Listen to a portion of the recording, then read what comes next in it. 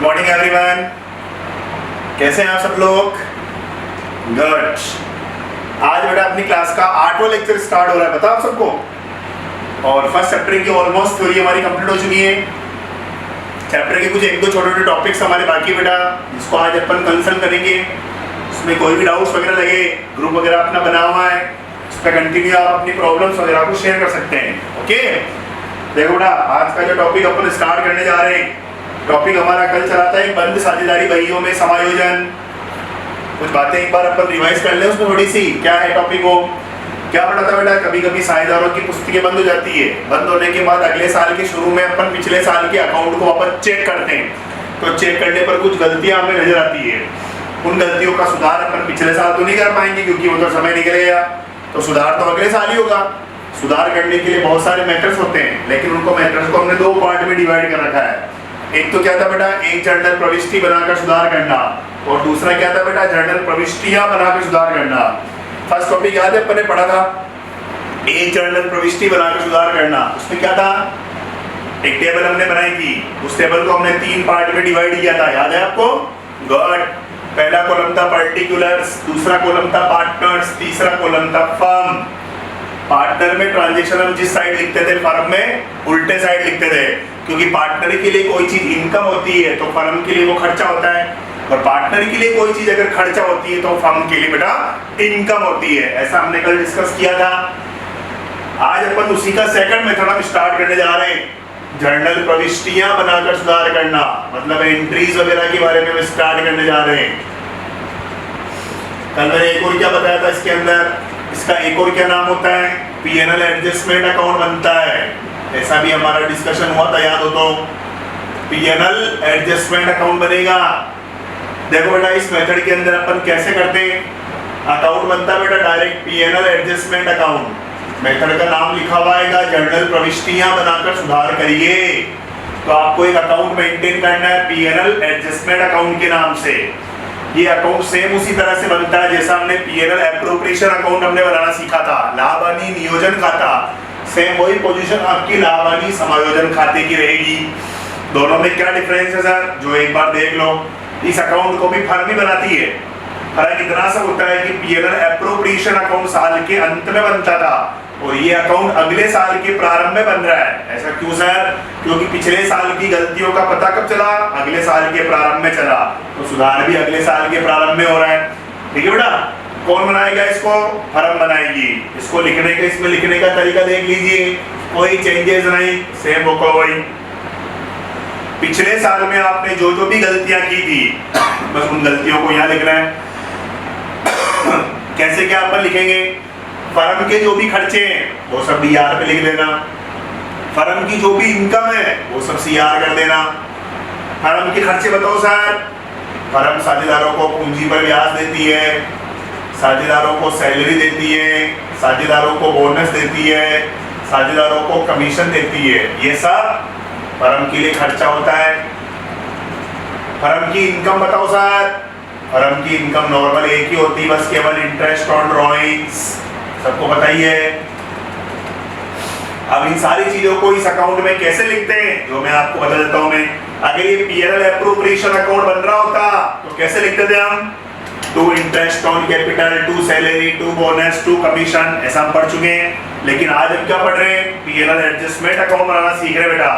इस अकाउंट के अंदर इन सबको लिखेंगे जरूर, लेकिन हाईलाइट इनको नहीं करेंगे, हाईलाइट अपन पार्टनर्स को करेंगे। कैसे?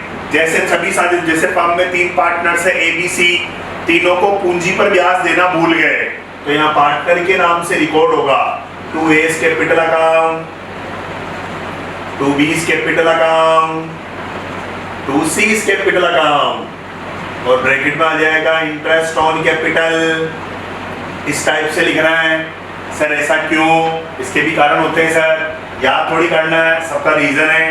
क्योंकि देखो बेटा पीएनएल एडजस्टमेंट अकाउंट कब बन रहा है? अगले वर्ष के प्रारंभ में। पीएनएल एप्रोप्रिएशन अकाउंट कब बनता है? वर्ष के अंत में। वर्ष के अंत में जो खाते बनते हैं उसमें नॉमिनल अकाउंट के खाते भी आते हैं, और नॉमिनल अकाउंट के जो खाते होते हैं बेटा वो बाद में पीएनएल अकाउंट में चले जाते हैं।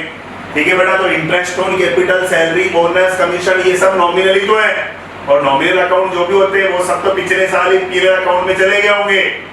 इसलिए ये खाते खुले हुए थोड़ी हैं, और खुले हुए नहीं है तो बंद थोड़ी करना है, इसलिए बस केवल पार्टनर्स के नाम से रिकॉर्ड कर दीजिए। कभी कभी आप कैपिटल की जगह करंट अकाउंट शब्द का भी प्रयोग कर सकते हैं। कल पढ़ाया था, ध्यान देना, कल क्या पढ़ाया था मैंने, कैपिटल की जगह करंट अकाउंट का नाम कब आता है, जब साझेदारों के पूंजी खाते स्थायी विधि से बने हुए होते हैं या फर्म की पूंजी स्थिर होती है। याद आया, ये चीज यहाँ पे बता रहा हूँ।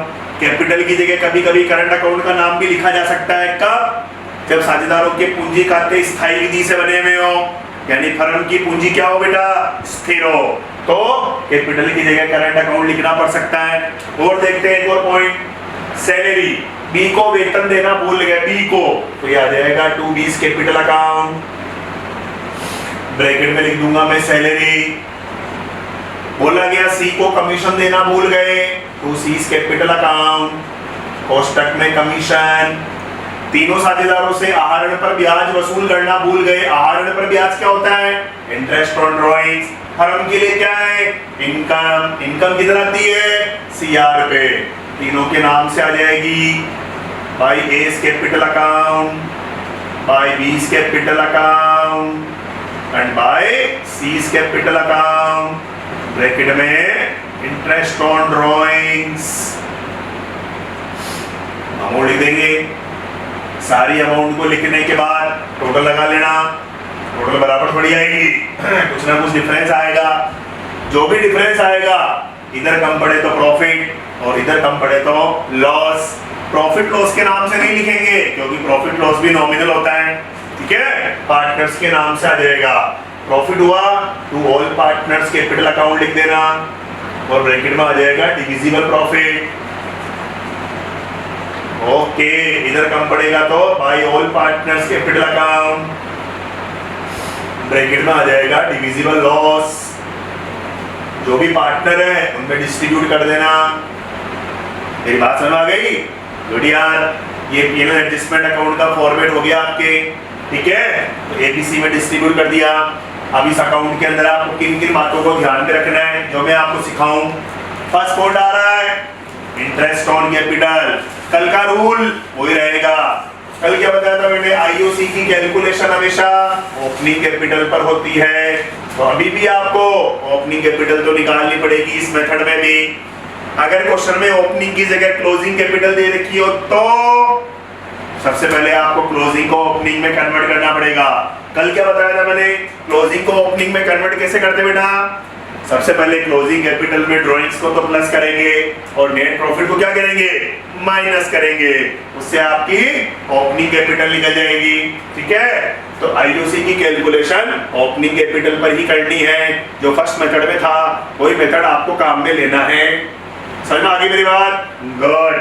दूसरा क्या सर नया इसमें लगा, दूसरा ये है कि लाभ हानि समायोजन खाता बनाने के बाद अगर ये बोल दे साझेदारों के समायोजित पूंजी खाते बनाओ, जबरदस्त पॉइंट, शानदार, समायोजित पूंजी खाते बनाओ ऐसा वर्ड लिखा हुआ आएगा। इसका मतलब पार्टनर्स कैपिटल अकाउंट आपको बनाना है। सबको पता होना चाहिए पूंजी खाते दो विधियों से बनते हैं, सबको याद है ना, यस सर। कौन कौन सी विधि होती है, परिवर्तनशील विधि और स्थायी विधि। कुछ लिखा हुआ नहीं हो तो सर परिवर्तनशील विधि से बनाते हैं, उसमें एक सिंगल अकाउंट बनता है, क्या नाम था उसका, पार्टनर्स कैपिटल अकाउंट। याद आया, वेरी गुड। तो देखो अब इधर पार्टनर्स कैपिटल अकाउंट अपन कैसे बनाएंगे, ये बनने जा रहा है। जैसे तीन पार्टनर है, एबीसी का बन गया, तीन पार्टनर है, एबीसी का बन गया, गुड। ये ए बी और सी, ए बी और सी। ध्यान देना मेरी बात पे, ये कब बन रहा सर, जैसे गलतियां 2019 की थी, पता 2020 में चला, तो ये खाता भी 2020 में तो बना होगा। तो पूंजी खाते भी आपको 2020 के तो बनाने, 20 में बनाने में, लेकिन बन तो 19 के लिए रहा है। कैसे बनाएंगे, सबसे पहले आपको भाई बैलेंस पीडी लिखना है। कौन सी पूंजी, जो लास्ट ईयर की क्लोजिंग कैपिटल है, लास्ट ईयर की क्लोजिंग इस साल की ओपनिंग होती है, ये लिख दिया हमने यहाँ पे। अब एक सवाल आपके सामने, अगर आप लास्ट ईयर की क्लोजिंग कैपिटल लेते हैं, इसका मतलब लास्ट ईयर में जो नेट प्रॉफिट हुआ होगा, लास्ट ईयर में जो ड्राइंग्स आपने की होगी वो सब उसमें आ गया होगा। कैसे सर, 2019 की ओपनिंग कैपिटल अगर आप लेते, ध्यान देना मेरी बात पे, अभी आप क्या लिखे हो, 2020 का बना रहे हो, 2020 का बना रहे हो, तो आप कैपिटल लास्ट ईयर की क्लोजिंग ले रहे हैं। अगर आप कैपिटल लास्ट ईयर की ओपनिंग वाली लेते तो ओपनिंग कैपिटल में नेट प्रॉफिट को तो प्लस करते, ड्रॉइंग्स को माइनस करते, तब जाके आप 31 दिसंबर 2019 की कैपिटल को प्राप्त करते। अब मैं आपसे क्या कह रहा हूँ, आप डायरेक्टली यहाँ पे 2019 31 दिसंबर वाली कैपिटल लिख दो। तो इसका मतलब क्या हुआ, डायरेक्ट अगर आप ये लिख रहे हो तो आपको न तो ये लेना है न ये लेना है। समझ में आ गई मेरी बात? क्यों सर? इसलिए क्योंकि आप डायरेक्टली ये वाली कैपिटल ले रहे हो, ये वाली, और ये कैपिटल लोगे तो पता चल रहा आपको डायरेक्ट। वापस बोल रहा हूँ, एक बार में ध्यान रखना, एक बार और रिपीट कर रहा हूँ। पार्टनर्स कैपिटल अकाउंट 2020 में बन रहा है, लेकिन बन तो 19 का बन रहा है। तो मैं 2019 की क्लोजिंग कैपिटल ले रहा हूँ, मतलब ये वाली कैपिटल। और जब ये लो मैं, तो न तो मुझे नेट प्रॉफिट लेना है न मुझे ड्रॉइंग्स लेना है, डायरेक्ट मैं तो ये ले रहा हूँ। आगे बात समझ में? वेरी गुड, लिख दिया। 2019 में आपने क्या क्या लोगों को नहीं दिया था वो सब यहाँ लिखे हुए, ये नहीं दिया आपने, अब यहाँ लिख दो। पार्टनर की जो भी इनकम दिख रही है, जो इसमें आपको डीआर में दिख रही है, वो इनके खातों में सीआर पे आ जाएगी। सीधा अकाउंट के नाम से लिखना, बाय पीएनएल एडजस्टमेंट अकाउंट। जो भी होगा इनमें चला जाएगा, ए में हो तो ए में, बी में हो तो बी में, सी में हो तो सी में। और इधर जो भी लिखा हुआ सीआर के ऊपर, जो फर्म के लिए इनकम है लेकिन पार्टनर के लिए तो खर्चा है, वो इसमें डीआर पे आ जाएगा, टू पीएनएल एडजस्टमेंट अकाउंट के नाम से। वेरी गुड, टोटल लगा लेना। और डिफरेंस अमाउंट जो भी आ रहा है यहाँ पे वो टू बैलेंस सीडी लिख देना। ये हमारी क्लोजिंग कैपिटल आ गई। मेरी बात आपको समझ आ गई? उस क्लोजिंग कैपिटल को कह सकते हैं आप एडजस्टेड कैपिटल, समायोजित पूंजी। वो पिछले साल की क्लोजिंग ही ध्यान रखना। अरे ये क्या चक्कर है सर, ये भी पिछले साल की क्लोजिंग, वो भी पिछले साल की क्लोजिंग। ये जो पिछले साल की क्लोजिंग कैपिटल थी ये गलत थी। गलत क्यों? क्योंकि बहुत सारे समायोजन करना भूल गए थे, लेकिन ये सब समायोजन होने के बाद सही पूंजी आ गई। पता चल गया? Very good. तो ये पिछले साल की एडजस्टेड कैपिटल आ गई, मतलब सही पूंजी, एकदम करेक्ट पूंजी। इसमें कुछ मिस्टेक थी क्योंकि वेतन, कमीशन, बोनस सब कुछ देना भूल गए थे, ये सब दे दिए हमने। अब देने के बाद ये सही पूंजी आ गई।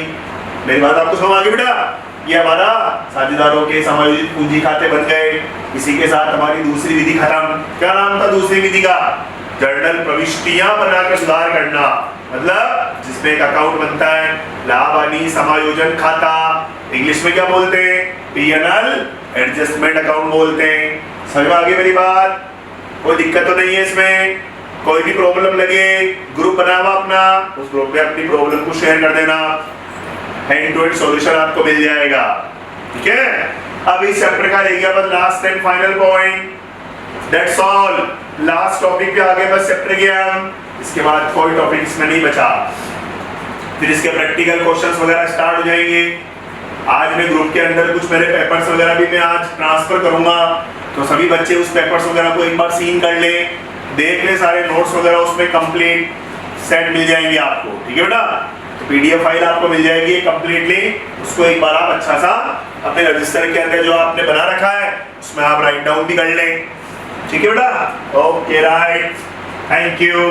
अगला टॉपिक लास्ट हमारा, ठीक है, चैप्टर का लास्ट टॉपिक, पूंजी पर ब्याज का नियम, इंटरेस्ट ऑन कैपिटल के नियम। स्टार्टिंग क्लास में मैंने आपको इंटरेस्ट ऑन कैपिटल निकालना सिखाया था।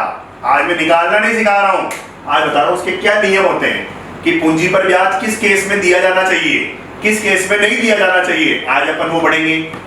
ओके, फर्स्ट पॉइंट हमारा स्टार्ट हो रहा है। फर्स्ट नंबर का पॉइंट हमारा स्टार्ट हो जा रहा है। Okay, ready? देखो बेटा, फर्स्ट नियम, इंटरेस्ट ऑन कैपिटल हमेशा लाभों में से दिया जाता है, ये हमेशा ध्यान रखना। दूसरा नियम, इंटरेस्ट ऑन कैपिटल लॉस होने पर कभी नहीं दिया जाएगा, क्योंकि ऊपर दिख रहा ना यार सर, लाभों में से दिया जाता है, तो हानि होने पर इंटरेस्ट ऑन कैपिटल नहीं दिया जाएगा। तीसरा पॉइंट, इंटरेस्ट ऑन कैपिटल की जो अमाउंट है, अगर वो प्रॉफिट की अमाउंट से अगर ज्यादा है, पूंजी पर ब्याज की राशि अगर प्रॉफिट की अमाउंट से अगर क्या है, ज्यादा है, ऐसे कंडीशन में क्या करते हैं बेटा, ध्यान रखना, प्रॉफिट का बंटवारा कैपिटल रेशो में हो जाएगा। जबरदस्त नियम, शानदार नियम, दोबारा सुनेंगे। अगर किसी केस में इंटरेस्ट ऑन कैपिटल ज्यादा हो जाए और प्रॉफिट अमाउंट बेटा उसमें अगर कम आ जाए, वापस सुनेंगे एक बार, इंटरेस्ट ऑन कैपिटल तो है ज्यादा, पूंजी पर ब्याज है कम, ऐसे केस में क्या करना है, प्रॉफिट का बंटवारा कैपिटल रेशो में कर देना। आगे मेरी बात समझ में, ये ध्यान रखना सर, प्रॉफिट का बंटवारा कैपिटल रेशो में करने पर जो जो अमाउंट आएगी वो क्या है, वो हर पार्टनर का इंटरेस्ट ऑन कैपिटल है। अभी मैं एक एग्जांपल कराऊंगा, उससे आपको अच्छा समझ आ जाएगा। चौथा पॉइंट, अगर क्वेश्चन में एक लाइन लिखी भी आ जावे कि इंटरेस्ट ऑन कैपिटल जो है वो लाभों पर प्रभार है, जबरदस्त लाइन है, बहुत शानदार। क्या लाइन लिखी मेरे, वापस सुनेंगे, इंटरेस्ट ऑन कैपिटल लाभों पर प्रभार है, ये शब्द लिखा हुआ आ जाए। इस केस में फर्म को चाहे प्रॉफिट हो, फर्म को चाहे लॉस हो, चाहे प्रॉफिट कम हो या प्रॉफिट ज्यादा हो, इंटरेस्ट हमेशा देना है, ध्यान रखना, पूरा देना है, ये भी ध्यान रखना। दोबारा बोल रहा हूं, चौथा पॉइंट, इंटरेस्ट ऑन कैपिटल को लाभों पर प्रभार माना जाए, प्रभार का मतलब अदर एक्सपेंस की तरह ही इंटरेस्ट ऑन कैपिटल को ट्रीट किया जाए। ऊपर पहला पॉइंट तो क्या था, इंटरेस्ट ऑन कैपिटल हमेशा लाभों में से दिया जाता है। चौथा पॉइंट क्या बोला, लाभों पर प्रभार माना गया, प्रभार का मतलब एज ए एक्सपेंस माना गया। तो जैसे दूसरे एक्सपेंस अपन लाभों में से चार्ज करते हैं, वैसे इसको भी चार्ज करना है। इस केस में कंपनी को चाहे फर्म को चाहे प्रॉफिट हो, फर्म को चाहे लॉस हो, ज्यादा प्रॉफिट हो कम प्रॉफिट हो, इंटरेस्ट ऑन कैपिटल पूरा का पूरा देना है, 1 रुपया कम नहीं करना है, पूरा का पूरा अमाउंट आपको सबको देना है। आगे मेरी बात समझ में, ध्यान रखना इन चीजों का। तो ये 4 नियम मैंने आपको बताया पूंजी पर ब्याज के, चारों नियम ध्यान रखना। अब अपन लेते हैं एक एग्जांपल जिसमें चारों नियम कवर हो रहे हो।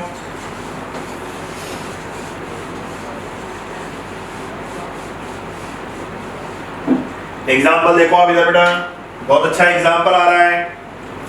Example start. फर्म के अंदर 2 पार्टनर है, ए और बी, दोनों ने कैपिटल लगा रखी है। इसने 1 लाख की कैपिटल और इसने 60,000 की कैपिटल, ठीक है बेटा। तो उसके बाद बोला गया है इंटरेस्ट देना आपको पार्टनर्स को 10%। 4 केस बनाए मैंने आपके और इनका प्रॉफिट शेयरिंग रेशो भी दिया हुआ। Profit sharing ratio 3:2। पहला पॉइंट स्टार्ट, फर्म को लाभ 20,000 रुपए का हुआ। सेकंड पॉइंट, फर्म को लाभ 10,000 रुपए का हुआ। तीसरा पॉइंट, फर्म को हानि हुई 8,000 की। चौथा पॉइंट, पूंजी पर ब्याज लाभों के प्रति प्रभार है। पूंजी पर ब्याज लाभों के प्रति क्या है, प्रभार है, ऐसा लिखा हुआ आ गया। और एक बोला फर्म को हानि हुई 6,000 रुपए की। ये मेरे टोटल 4 एग्जाम्पल लिखे। इससे इंटरेस्ट ऑन कैपिटल जोरदार हो जाएगा, क्लियर। शुरू करें। देखो बेटा, फर्स्ट स्टार्ट कर रहा हूं मैं। When profit of the firm equal to 20,000। Firm को 20,000 रुपए का प्रॉफिट हुआ है। अपन पहले एक बार ये तो देखें टोटल इंटरेस्ट ऑन कैपिटल कितना बनता है, चेक तो कर ले एक बार, ठीक रहेगा सर। कैपिटल देखो बेटा, ए की थी 1 लाख, बी की थी 60,000, 1,60,000। इंटरेस्ट की क्या रेट है सर, 10%। तो टोटल इंटरेस्ट कितना बनता है? 1,60,000 का 10% 16,000 बनता है। फर्म के पास प्रॉफिट कितना है? 20,000 है। देखते जाओ फटाफट। Profit equal to 20,000। क्या लिख सकते हैं? Full interest given to all partners. क्या मतलब इस लाइन का? पार्टनर्स को पूरा इंटरेस्ट मिलेगा। क्यों? क्योंकि फर्म के पास लाभ बहुत बड़ा है, जबकि इंटरेस्ट तो 16,000 ही बनता है। आराम से देखो ना यार, देने के बाद भी फर्म के पास प्रॉफिट बच रहा है। सही है ना? गुड। तो full interest given to all partners. ठीक है। अब इसी को अगर बोलता अकाउंट में शो करो, तो अकाउंट हमारा एक ही बना आ रहा है, सबको पता है, पीएनएल एप्रोप्रिएशन अकाउंट। क्या लिखते बेटा सबसे पहले इसमें? हमने कितना प्रॉफिट कमाया बाई पीएनएल, ब्रैकेट में प्रॉफिट लिखेंगे। कितना प्रॉफिट था फर्म का? सर 20,000। उसके बाद इसमें से आपने पार्टनर्स को इंटरेस्ट ऑन कैपिटल दिया, ए और बी। 1,00,000 की कैपिटल दी ए की, 10% ब्याज 10,000। बी की कैपिटल 60,000, 10% का ब्याज 6,000। टोटल हो गया 16,000। लिख दिया 16 के 16। 20,000 में से 16,000 देने के बाद भी फर्म के पास 4,000 का प्रॉफिट बच रहा है। To divisible profit. क्या करेंगे इसको? सर पार्टनर्स में डिस्ट्रीब्यूट कर देंगे। कौन कौन है पार्टनर? ए और बी। क्या रेशियो था ए और बी का बेटा? 3:2। तो 2400 रुपए तो ये ले गया, 1600 रुपए ये ले गया। इसी के साथ हमारा पहला पॉइंट क्लियर हो गया। फर्स्ट पॉइंट को एक बार दोबारा देख लें। हमने कितना प्रॉफिट कमाया था बेटा? सर 20,000। इंटरेस्ट कितना बनता है टोटल? सर 16,000। तो 20,000 का प्रॉफिट है, 16,000 ही आपके को इंटरेस्ट देना है। आराम से सबको फुल इंटरेस्ट दो, कोई टेंशन नहीं। दे दिया पूरा इंटरेस्ट। देने के बाद भी फर्म के पास 4,000 का प्रॉफिट बच रहा है, जो पार्टनर्स पे डिस्ट्रीब्यूट कर दिया। कोई प्रॉब्लम? कोई दिक्कत? Okay ready. सेकंड शुरू करूं। सेकंड पॉइंट क्या था बेटा?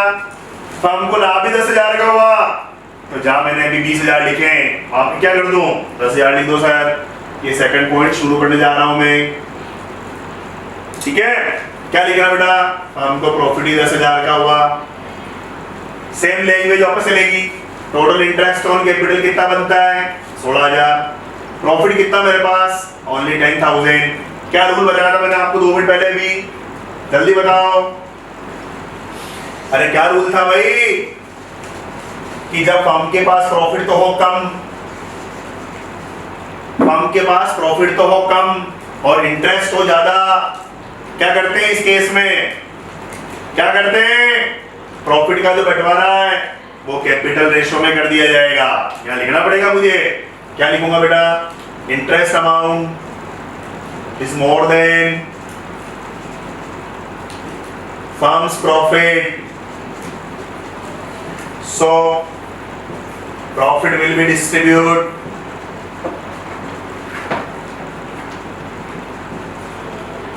in capital ratio। याद है ना? क्या लिखा हुआ इसके अंदर? इंटरेस्ट की जो अमाउंट है वो ज्यादा है, किससे? प्रॉफिट से। क्या करेंगे? प्रॉफिट का बंटवारा कैपिटल रेशियो में कर देंगे। चलो आ जाओ फटाफट। सर बताइए एक बार, कैपिटल क्या क्या थी? कैपिटल बताओ पार्टनर्स की, ए और बी की। सर ए की कैपिटल थी 1,00,000, बी की कैपिटल थी 60,000। इनका रेशियो निकालें एक बार। इसे कट गया 10:6 और काटो सर 5:3। ये हमारा कैपिटल रेशियो हो गया। समझ में आ गई मेरी बात? Very good. इस कैपिटल रेशियो में प्रॉफिट का डिस्ट्रीब्यूट कर दो। चलो बताओ, टोटल प्रॉफिट 10,000 ही था, इसको दोनों में डिस्ट्रीब्यूट कर दीजिए 5:3 में। तो 10,000 इंटू 5/8 और वापस 10,000 इंटू 3/8। इसको सॉल्व करो। 6,250 और 3,750। सुनो मेरी बात को। ए ने कैपिटल लगाई थी 1,00,000 की, 10% ब्याज मांग रहा हो, 10,000 होते हैं ब्याज के, जबकि फर्म के पास प्रॉफिट कम था इसलिए उसको 6,250 ही मिलेगा। समझ आ गई? बी की कैपिटल थी 60,000, उसका 10% निकालो 6,000 होता है, उसको 3,750 ही मिलेगा। कम क्यों मिल रहा सर? इस नियम के अनुसार। नियम क्या कहता है? इंटरेस्ट हमेशा प्रॉफिट में से दिया जाता है। अगर मैं इसमें पूरा इंटरेस्ट दे दूं अगर मैं पार्टनर को, तो फर्म लॉस में चली जाएगी। कैसे जाएगी सर?